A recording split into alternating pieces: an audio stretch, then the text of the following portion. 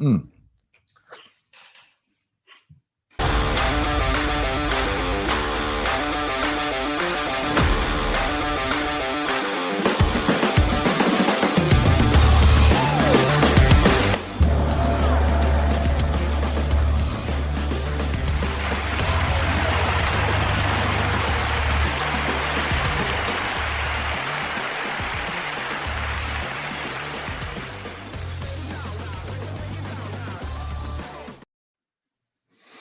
All right. Welcome to another amazing episode of the Drew Sutton Leadership Show. Today we have Aram Street of LexClean.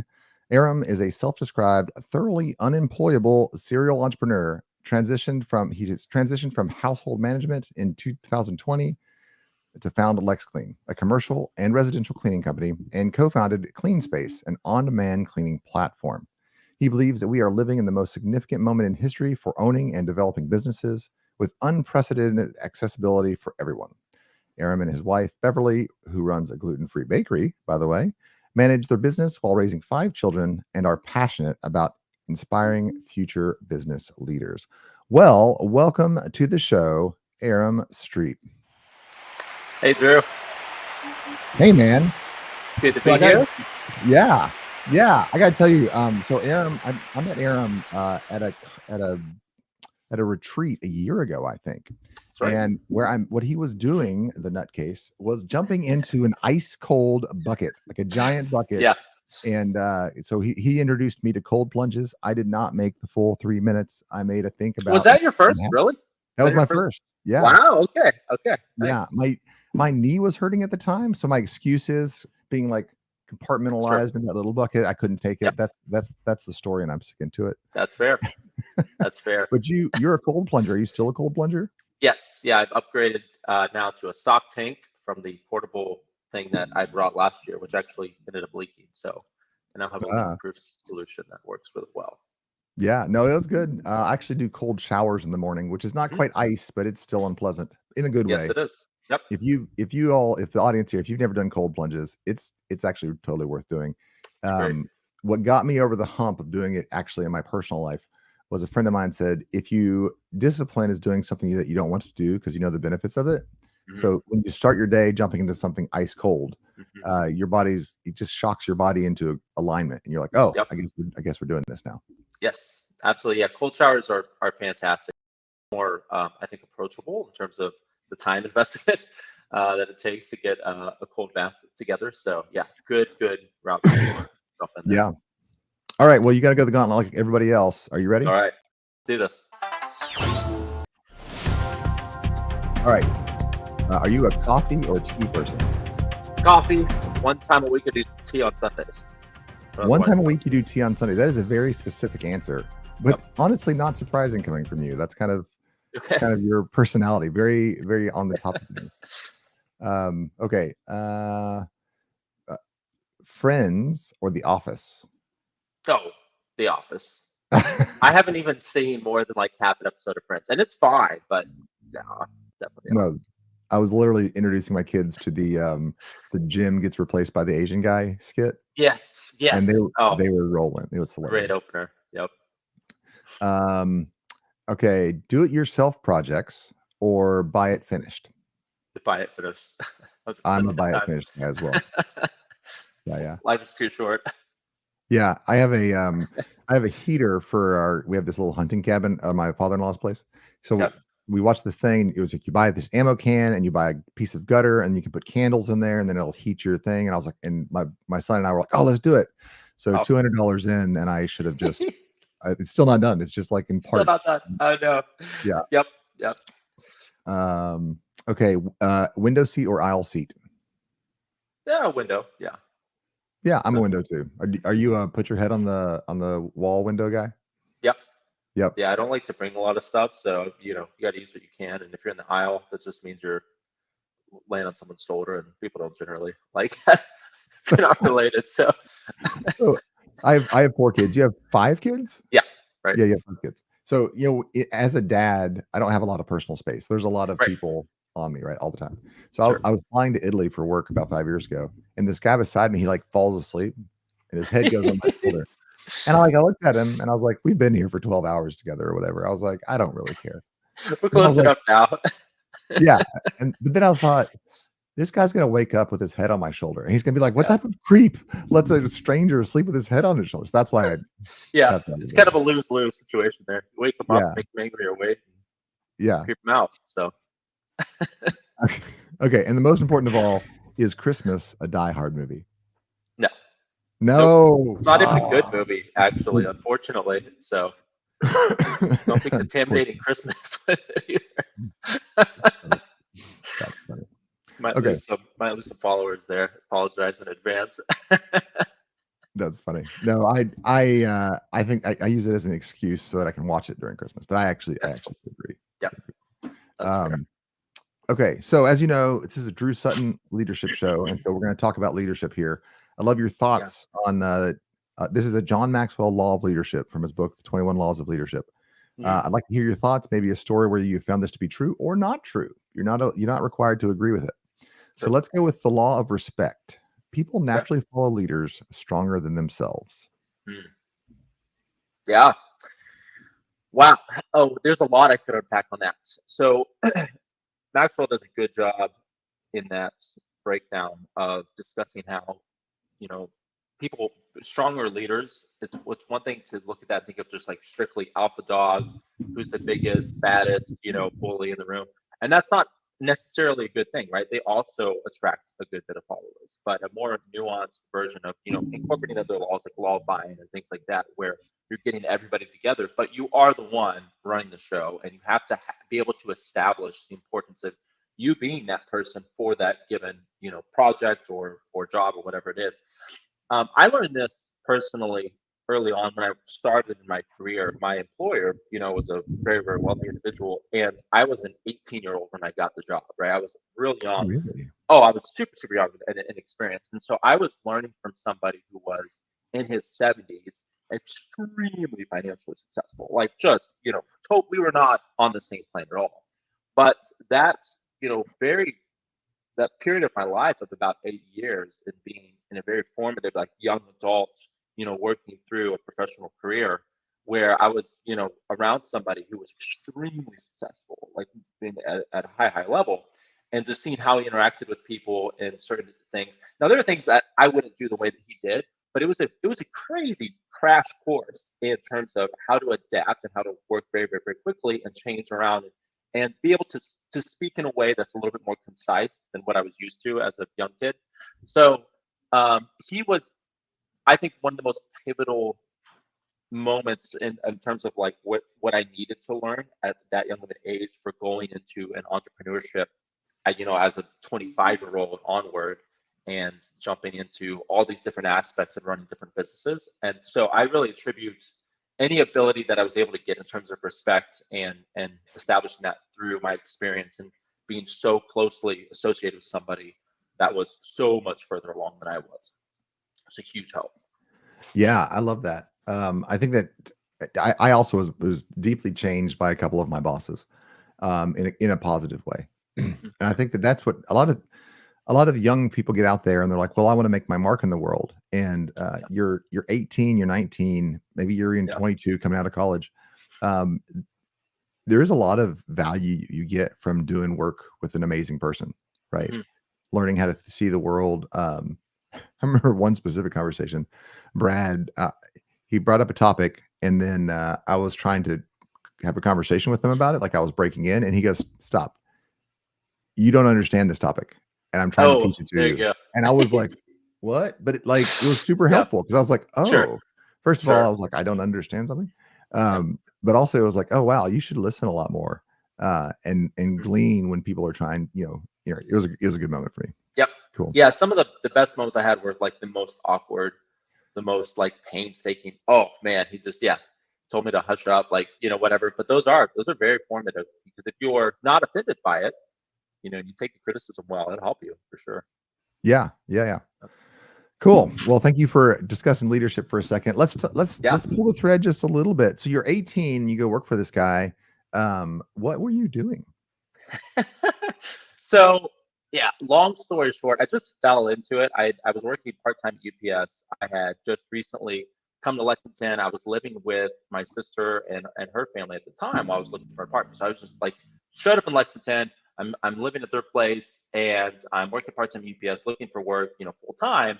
And it was just a connection to our church. My pastor was like, "Hey, our pianist works at some really big house somewhere. I don't really know what she does, but I think she takes care of," like, he didn't even know what she did. But she had told me that they're looking to hire people. So I didn't know what was going on. I talked to her, interviewed. She didn't really give me a lot of information. I still didn't know what was going on. But she scheduled an in-person interview with the principals. So I drive up to this horse farm with a newly constructed 20,000 plus square foot house that was beautiful and just blew my mind. I hadn't seen a house that large in person before, Yeah, that's and a big I house. I had just had no idea what was going on. So I interviewed with them, and I think it was a combination of me being slick talking enough, dressed well enough, and then being desperate enough to hire somebody quickly that like things just came together really well. Yeah. But that's just how it was. So he called me the next day and said, "Okay, well, the next day was a Friday." He's like, "Yeah, come in on Monday. You can start at 9 a.m. and we'll go from there." And that was the start of an 8-year career. So I was hired initially as what was called a house man, which is basically a glorified housekeeper. Yeah.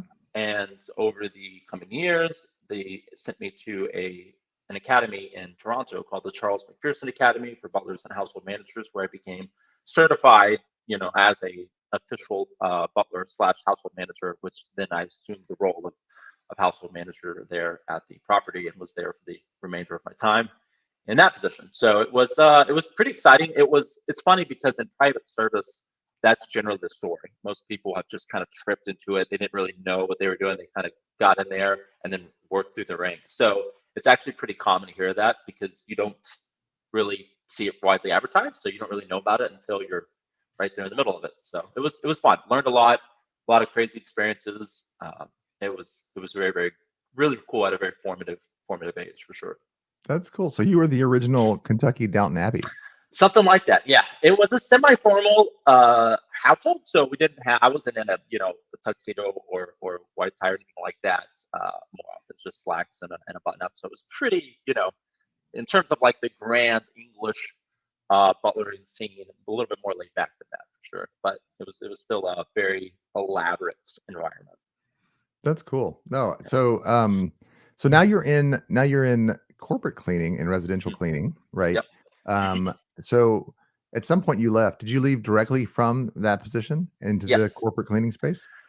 Yes. So the final year that I was employed there, I was actually shopping around a little bit. I interviewed with several related positions across the US and I actually became fairly close to considering a serious jump up in terms of position and pay with a job in Cleveland. But alas, it was in Cleveland and nobody wants to go to Cleveland. So I'm just kidding. There were other reasons I That's didn't go. funny. That was one of them. So no, I over the course of that last year, my wife and I just really came to terms with the fact that I didn't want to be in that occupation anymore. And it was actually The Cash Flow Quadrant by Robert Kiyosaki, one of the first Mm, business-oriented books that I read that really gave me this sort of experience to father other ways to make money and particularly to create wealth. And that was sort of the impetus for jumping out. So I did shop around, but eventually decided we were just gonna, not pursue private service or a related field. So leaving that job, the reason I started the cleaning company was just because, especially in residential cleaning, I had a bit of a branding, as being certified as a household manager that I could lend towards that particular business. So it was a much more logical development. I would say then like an emotional epiphany where I just really wanted to have a cleaning company. It was more like this would make sense and I could probably grow this better than something else. So that's how we got started. So it was strictly residential cleaning for the first year and a half or so, and that's how I got started. no, that's cool. I love books. Robert Kiyosaki's actually all of his books. I think I read almost all of his books. He's written some Mhm. new ones that I haven't read, but Right. it really is. If for the audience out there, if you've not taken the time to read Rich Dad Poor Dad, which is Mhm. pivotal, and the Cash Flow Quadrant, which is also pivotal, Yeah. it really exposes money in a completely different way. Yes. We're taught you need to go earn a wage and you need to Right. go find somebody that'll pay you a high wage, but really learning Mhm. is like the first thing because when you learn something, it goes. They can't take it away from you. They can take a Sure. certification away from you. They Yep. can disbar you, but they can't take away what's in here, right? Yep. And then, and I love it, the cash flow quadrant. So there's the employed, and then Hmm. there's the self-employed. And the self-employed person is really just an employee of themselves. So now they have Right. two jobs instead Yep. of one job. Then the next one is the business owner, which is where you're at, and then eventually is the investor. And the Right. business owner still operates the business, but he doesn't work in the business, whereas Right. the investor strictly picks people that can operate the businesses. So Yep. yeah, it's an amazing book. Good stuff. It really helps you rethink. You can't make wealth without multiple streams of income, and multiple Right. streams of income, you can't have that if you're working a job or self-employed, which is again just working a job. Yep. All right, that was just kind of a diatribe. It Good was stuff. amazing. I Yeah. love that. I love Great. that book. Good breakdown there. Yeah. Okay. So you choose cleaning, which I love. But what I want to highlight, and this comes across in every aspect of what you do. A mentor of mine said when I was about 20, he said, the way you do anything is the way you do everything. Hmm. And Yep. so there's something that I see, and this is not like there's no wrong answer here, but um, tell me some of the principles that you learned in service that you Mm. brought over to the cleaning space and to business ownership. Sure. So professionalism is an easy one, right? It's hard to Mhm. go through that experience without it. I mean, you're not in that experience very long if you don't have some level of professionalism very quickly. So I was blessed to be able to learn that again at a pretty young age, in a young career. I didn't have to figure that out in my 40s. So that really helped. So professionalism was definitely one. There's also this idea, and this has become a core value of LexClean since, of predictability. So Mhm. you should be expected that when you're present, so either in household service or anything else, that by nature of you being there and being involved, someone can expect the exact same result every time. And it's always an excellent standard, right? It's always professional. But the expectation is, oh, Aram is doing this. Oh, Drew is on this job. So we already know it's going to hit this mark, right? And that comes back to some other things in terms of like being good for your word and other things like that. But that idea of professionalism as well as predictability are what we wanted to found LexClean upon. And I took those largely from my career in household service for sure. Yeah, professionalism and predictability. I love those. I was going to phrase it slightly different, but I mean, you said it better than I did here. We used to call it fire and forget. I used to work in the military Okay. world, and so a fire and forget missile is something where you're just like, beep, you get a little tone, you hit the button, and you just now you're on to the next target, right? Sure. Yep. Um, and if you're for the audience here, if you're working for somebody, or you're working on your career, let's say that you're a junior in a law firm or something like that, or a doctor, or if you're already have your own business, everybody's watching all the time. Mm, Like at me as the boss, and if it's your own business, then me as the customer, we know how you do stuff when we're not there. Like you can't hide it. And we sure. talk to each other, right? We're always saying, can't we had this one guy's his last name was Blaine. Blaine, he's the guy we coined the phrase fire and forget with. Like we're like Okay. Blaine just takes care of it. And Sure. so anytime there was an opportunity for the next level of advancement or the next level of service, uh, it was a no-brainer.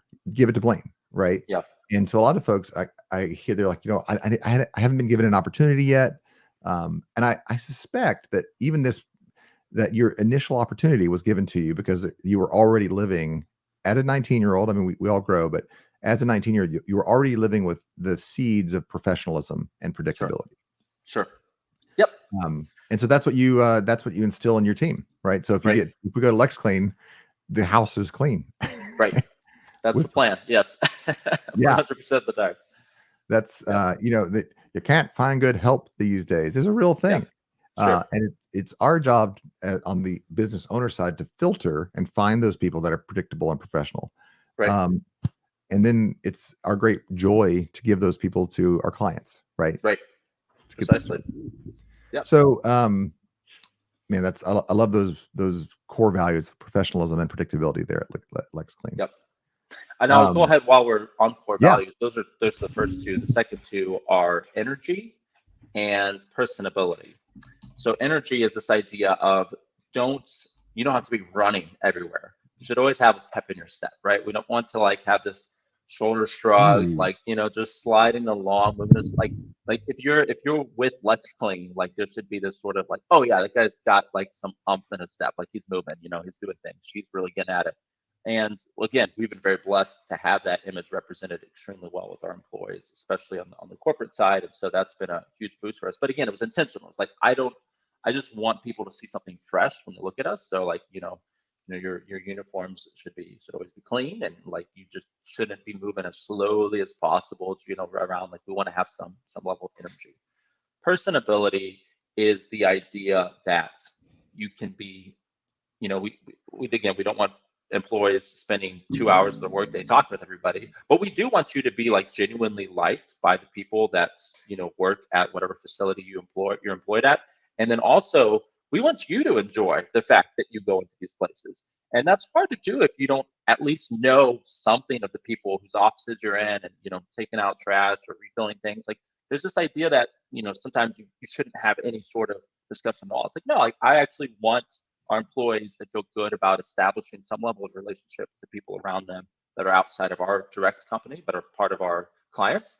And that was an original core value that did not get developed until after we got into the commercial cleaning side. I didn't realize how valuable it was to commercial clients until the gentleman who had us bid our first commercial job. He was like, yeah, some of these companies come in there and they're like, get their head down, they do good work, and they get out, and we never talk to them. It's always really cold.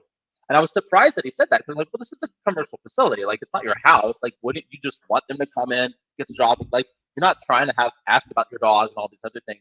And I was wrong. Like, no, actually, people really still value the fact that they can have good, natural exchanges with people, and it looks well on the company if those employees, or friends of LexClean, feel good about the people that we send there. So that's both for our clients and for our employees, just to feel relaxed and be able to, establish some level of relationship there, so that we don't want them to hate the place that they work, whether it's because of us or because of our clients. We want there to be some friendliness and have some enjoyment there. So those are the last two, piggyback off of professionalism. So if you want to work with LexClean, you can expect professionalism, predictability, energy, and personability. I love it. Yep. I've kind of been in an interesting space over this last summer.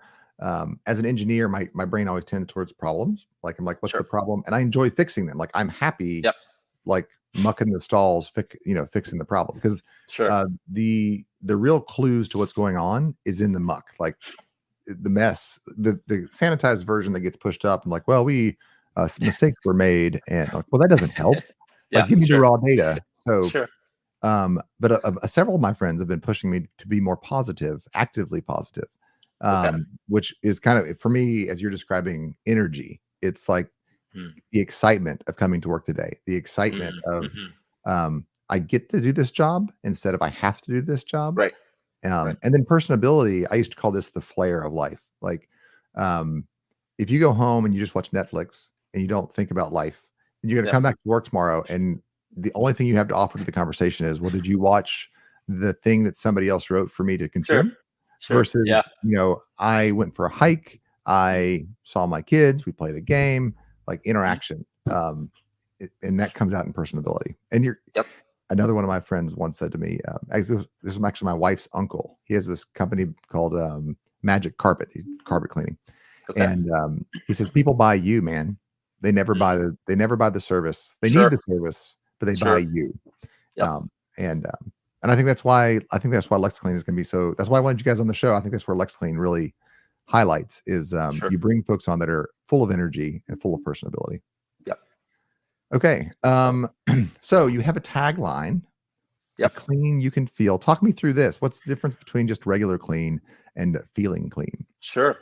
So this also harkens back to my time in private service. There was Charles McPherson is a brilliant guy, has an incredible experience as a butler. And he actually, major domo specifically, I remember in one of the early sessions of that training, he talked about luxury, and he was defining luxury. And the idea is that luxury is not a thing. It may not even so much be an experience, like going and staying at the Ritz-Carlton or eating the very, very best food. It's really a feeling, right? It's a feeling that you receive, maybe because you're privileged to be in a setting that would be deemed as luxurious, but it's actually a feeling. And I remember thinking about that so much after that training, And when I started LexClean, I remember when a room was cleaned really, like if you cleaned a room extremely well, I could walk into a place and tell you how clean it was. Like you feel that, and it kind of took me back to this whole idea of luxury being appealing. It's like, yeah, I think cleaning can almost be that way as well. There's this therapeutic sense when you walk into something that is really, really clean, not just like sort of maybe, but like actually clean, that you feel good. It's just an instant boost to everything. So that's sort of the history behind that phrase, and we wanted to run with that in terms of just making people feel great about the spaces that they're in, particularly if it's a home that they occupy, an office that they're spending a lot of time in throughout the day. Yeah, no, I can tell you, I spent 4 years in an office that was dingy. Yep. And I don't even know that I can tell you what dingy meant. Like, maybe there was cobwebs in the corner, maybe there was, like, just the color of the walls, but, like, everything about it felt dingy. And Sure. you go to work and you would have to psych yourself up, and you would find yourself, especially in creative moments, um, having to motivate yourself, and, like, you were Mm. felt like you were in a factory that Toyota, I don't know if you've ever taken a tour of a Toyota plant, but Yeah. it's the Mhm. whole plant is spick and span. I mean, like, Yep. glossy white, and yet Yep. they're welding and cutting, and, it's messy work, but the whole place, and it sets something in your mind. Yes. Yeah.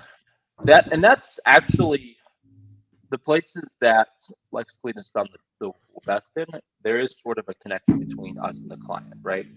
Because some things, especially the environments, like we're not responsible for renovating or doing contractual work, within a facility. But there are a lot of Right. places where it's like you needed to do that like 20 years ago, and like Yeah. you can clean it, right? But it's still like this floor needed to be replaced. These walls should have been painted.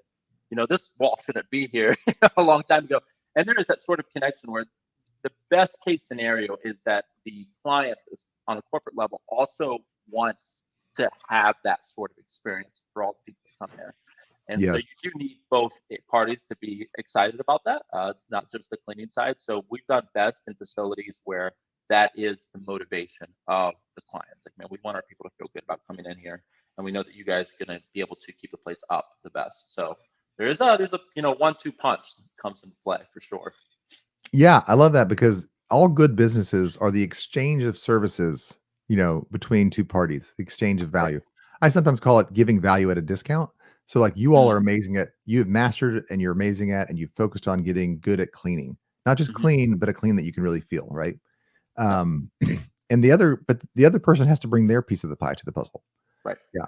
And so, all right, so let's talk about some of your favorite client. Who have you done work for in the corporate space that you're like, this is why we do the thing that we do? Sure. Number one, I think would have to be Coca-Cola Consolidated. So just Oh, off of nice. Leestown Road up here. They've been, yeah, I hate to pick favorites, but a great client that Yeah. we have an excellent relationship with. Again, in terms of personability, these are people that really love our staff. They talk to our staff. They can tell me things about our staff when I'm there. Multiple people that work there. And so from all the way from the distribution, all to the people that work in the offices, earlier in the day, just really, really very friendly people all the way around. So they've made it to be, they made it enjoyable to be there. They also care about the things that they control, right? So in terms of keeping up the hard stuff, the contractual stuff that needs to be taken care of, they do a good job of that, and we just really, really appreciated them. If every contract was similar to theirs, it would be just smooth sailing for sure. They're great clients. Yeah, now that's actually a pretty big facility, right? That's not yours. Mhm. That may even be a big business. I don't know how many actual employees, but it's a very big medium business. It's not even a Right. large business, right? Yeah, and Um, that's our go-to. So on the commercial side, we focus on manufacturing, distribution, production facilities. So that is, we don't do almost anything in terms of what I would consider like retail commercial, which would be mm, your like storefronts or your bank buildings or things like that. Even somewhat standard office complexes, because those have different ownership depending on what the business is and who owns the building. Budgets can be a little bit different. So we focus on corporately owned facilities that generally have higher budgets, and they're wanting a certain degree of professionalism. So those are the sort of janitorial contracts we really, really go for. yeah. Yep. So And obviously you'd work with anybody that was of the same mind, right? That Yep. cared about their employees, that wanted high morale and a clean workspace. How low, like from your on your corporate side, what's the number that you're like, that's kind of sketch. That's not where we want to be. Is it 30 people or 50 people? Yeah, it would be.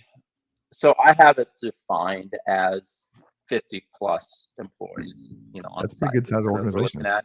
Yeah, We have worked with less, and like you said, we will if there's a culture fit in terms of they want the things that we can offer really, really well.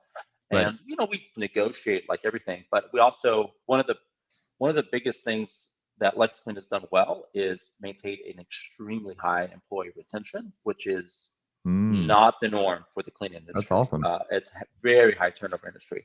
And when I got into the commercial side and then was, actually hiring people a lot more, I noticed that it's like, man, turnover is the like number one problem here, and it's because people are making 12, maybe $13 an hour if they get into management. Well, you're only going to do that until you find a job that's paying 15, 16, or 17 an hour, right? Like it's Right. just not going to be a long-term thing for obvious reasons.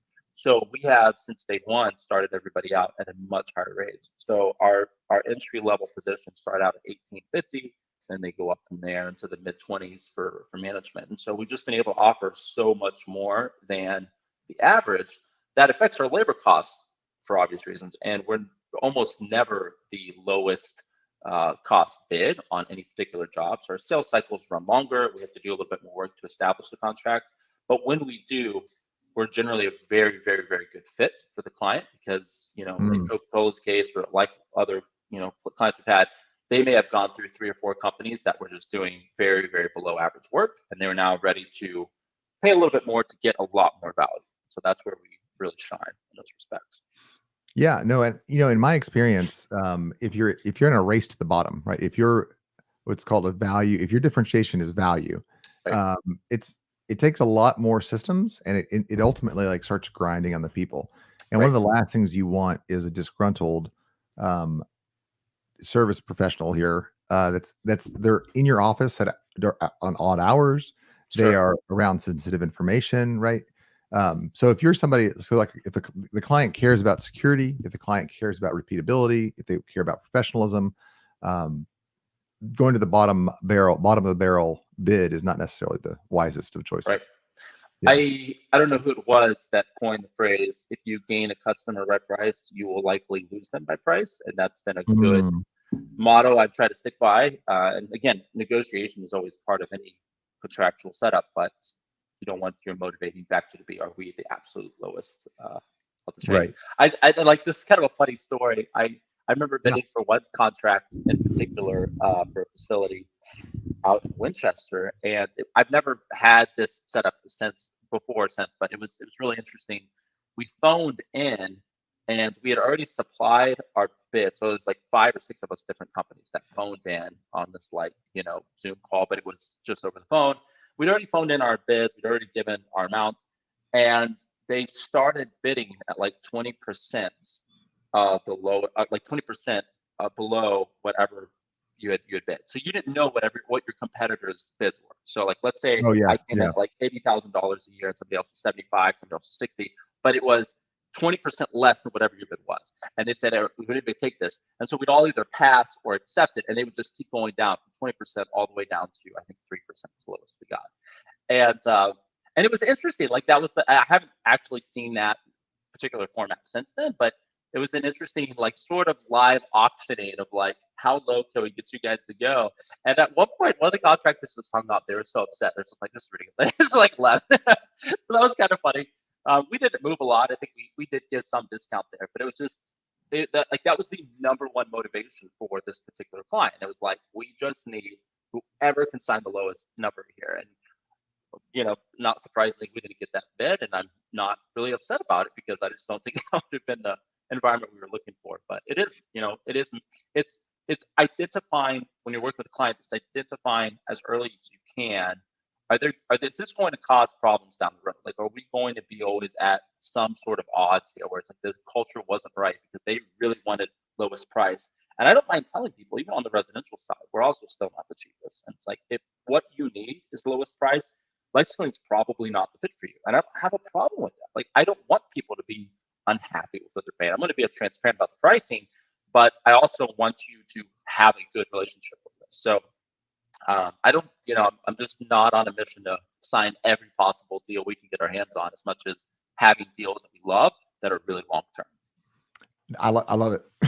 That kind of reminds me of the Ritz-Carlton's motto, which is "We are ladies and gentlemen serving Yes, ladies and gentlemen." that's impressive. You know that. Kudos. It's one of my favorite stories. I don't remember which book Okay. that I read it from, but I remember reading it, and it inspired me. It added value to me to say, even folks that are doing what, you walk through some hotels and it's a lower, it's not a prestigious job, and you kind of look at people Sure. with disrespect. But at the Ritz-Carlton, everyone there with their changing sheets, there's ladies. I'm a lady and gentleman. Yep. Serving ladies and gentlemen, and Yep. that's what I've striven to do in my work. In fact, I kind of scold and lose a little bit of political power because of it. I scold my peers a lot, and I'll say, listen, the people that do the real work in the world are the frontline workers. Like, we managers are literally a tax on the system.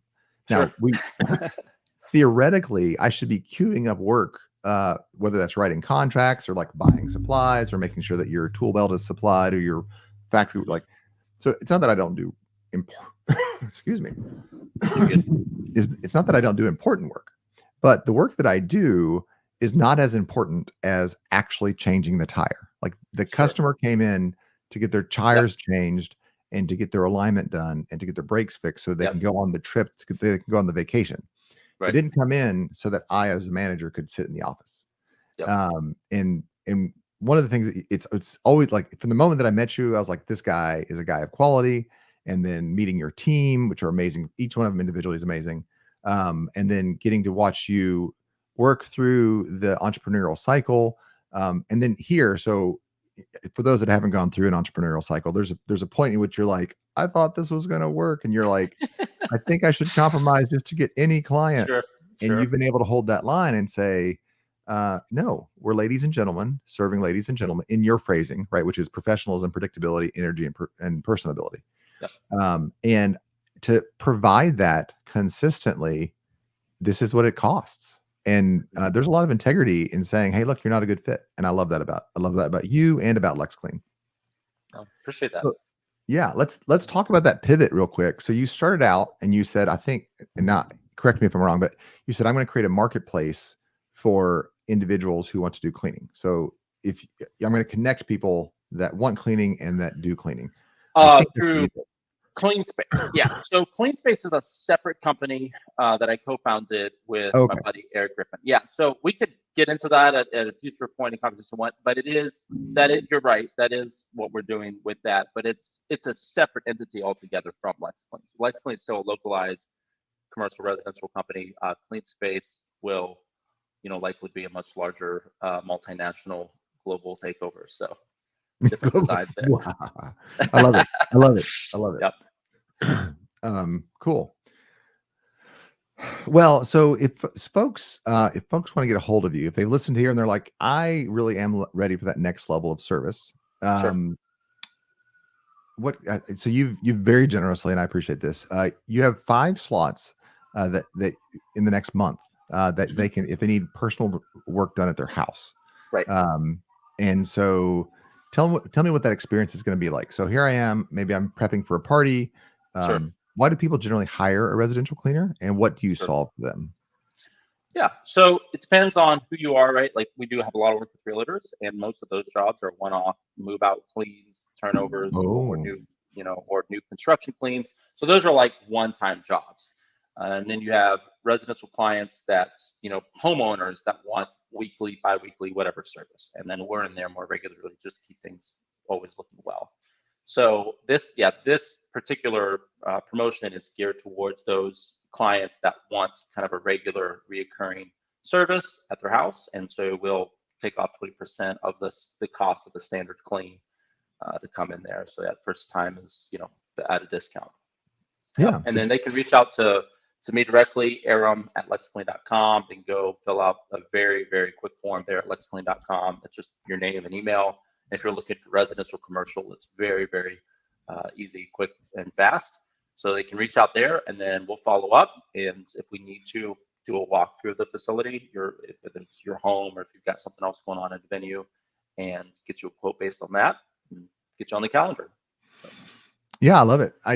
I was not expecting the answer to be some realtors, but I remember yeah, selling my house. Like I got an opportunity to move across the country. So there I was, like we packed it up in a truck and we left. And sure, our realtor brought in some cleaners and it made a big difference on the price and on the sure, pictures of the house, right? yeah, Um, definitely. that's really cool. And like, Yeah, so what's the time frame if let's say that I'm hosting a party, or let's say that yeah. I'm scheduled a photo shoot for my house. How fast can you guys get somebody in there? We are flexible in that the crew, especially on the residential side, we have some really, really, really great people on that front, and so we have a lot of ability to maneuver things if it's really urgent. I like to have 2 weeks if we can in terms of notice, and that's the most ideal scenario because then we're the most prepared. But if you've got a real crucial thing that needs to happen in the next 3 or 4 days, we will do our very best to maneuver and adjust things to make that happen. I'll let you know if we can't, but yeah, a week to two is ideal when it's available. Gotcha. Yep. Gotcha. Well, cool. I think we're kind of coming to the end of the show here. So I'm going to turn on a little bit of transition music. Sweet. Just give me your last couple of thoughts. And again, this is Aram Street at LexClean.com. If you have a business or a factory or manufacturing shop, then you're like, hey, we're ready for that next level of clean, a clean that you can feel, a clean that is professional with professionals serving your professionals. Please reach out to Aram. But I'm going to turn the I'm going to turn the floor over to you. We're going to play a little bit of music and then we'll close out. Cool. Sounds great. Yeah. So I've really enjoyed my time here, Drew. Thanks so much for having me on. It's been a good time speaking about LexClean, what we're doing, and the value that we are providing our clients, both on the commercial and the residential front. We all love what we do here, and we are excited to serve you in the best way that we can and provide the best value to your home, your businesses, and look forward to hearing more from Drew as he continues to grow this podcast with some pretty exceptional people we've heard from already. So cheers to all of you, and hope you have a great Monday and the rest of the week ahead. All right. With that, remember, if you're a small, medium, large organization and you're ready for that professionalism, a clean that you can feel, reach out to LexClean and Aram Street. And with that, we are out. Thanks, Drew.